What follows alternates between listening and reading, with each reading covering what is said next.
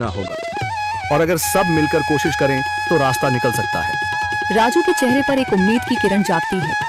हाँ बाबा जी, अगर सब मिलकर काम करें तो हम पानी ढूंढ सकते हैं। हमने पहले कभी यह कोशिश ही नहीं की। लेकिन इतनी कठिन जमीन में नया कुआं खोदना आसान नहीं। मुश्किल जरूर है, नामुमकिन नहीं। अगर हम मिलकर काम करें तो ये हो सकता है। राजू खड़ा हो जाता है, उसकी आंखों में एक नई रोशनी है। तो फिर हम कल से काम शुरू करेंगे। मैं गांव के सभी युवाओं को इकट्ठा करूंगा। हम मिलकर नया कुआं खोदेंगे। यह कहते हुए वह शामू के साथ गांव के दूसरे युवाओं को बुलाने के लिए निकल पड़ता है। कहीं दूर से गरज की हल्की सी आवाज आती है, जैसे आकाश ने उनकी उम्मीदों की गवाही दे दी हो। अगली सुबह राजू और शामू गांव के युवाओं को इकट्ठा करने निकल पड़े। चौधरी महेश की हवेली के सामने एक भीड़ जमा है। बाबा जी, संदरी, गांव के कुछ बुजुर्ग और किसान सभी मौजूद हैं। हम हाथ पर हाथ रखकर नहीं बैठ सकते। अगर अल्लाह ने हमें हिम्मत दी है तो हमें खुद पानी के लिए मेहनत करनी होगी। हम एक नया कुआं खोदेंगे। लेकिन राजू, क्या हमें यकीन है कि वहाँ पानी मिलेगा? बेटा, पानी जमीन के अंदर होता है, बस सही जगह खोदने की जरूरत है। हमने अपने बुजुर्गों से सुना था कि पुरानी नहर के पास जमीन नरम थी, शायद वहीं पानी हो। बाबा जी सही कह रहे हैं। अगर तुम सब यह काम करने के लिए तैयार हो तो मैं अपने कुछ मजदूर भेज सकता हूँ। धन्यवाद चौधरी जी, लेकिन हम सब खुद भी मेहनत करेंगे। यह हमारे गांव के अस्तित्व की लड़ाई है।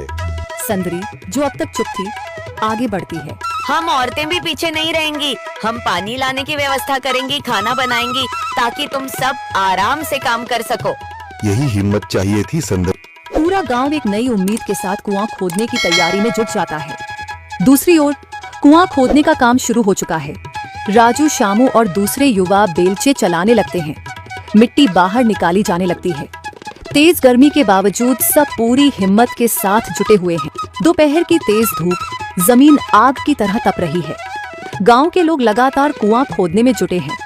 हाथ छिलने लगे हैं, माथे से पसीना बह रहा है, मगर किसी ने हार नहीं मानी। महिलाएं पानी और सत्तू लेकर आती हैं ताकि पुरुषों को कुछ राहत मिले।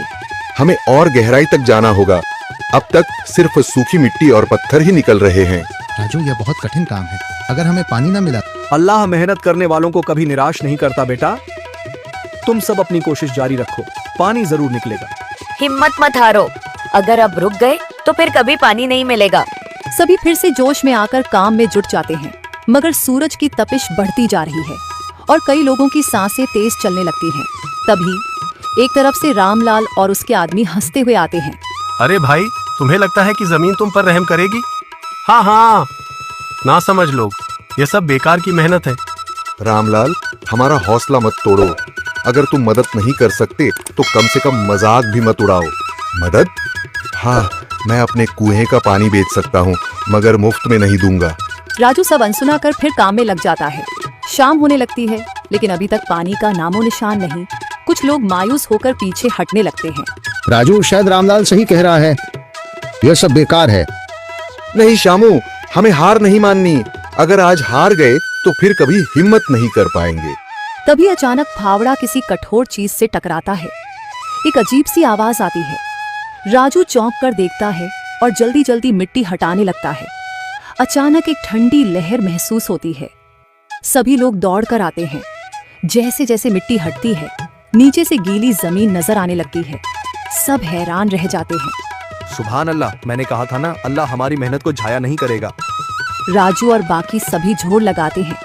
कुछ ही पलों बाद अचानक मिट्टी के नीचे से पानी की एक छोटी सी धारा फूट पड़ती है। गांव वाले खुशी से चिल्ला उठते हैं। पानी पानी निकल आया। यह अल्लाह की कुदरत है रामलाल, जिस पर तुम्हें यकीन नहीं था। पूरा गांव आनंद से झूम उठता है। लोग एक दूसरे को बधाइयां देते हैं। औरतें दुआ करने लगती हैं। कुछ दिन बीत चुके हैं। गांव वाले नए कुएं से पानी भर रहे हैं, खेतों को सींच रहे हैं और जिंदगी फिर से पटरी पर लौट रही है। मगर रामलाल अब भी अपनी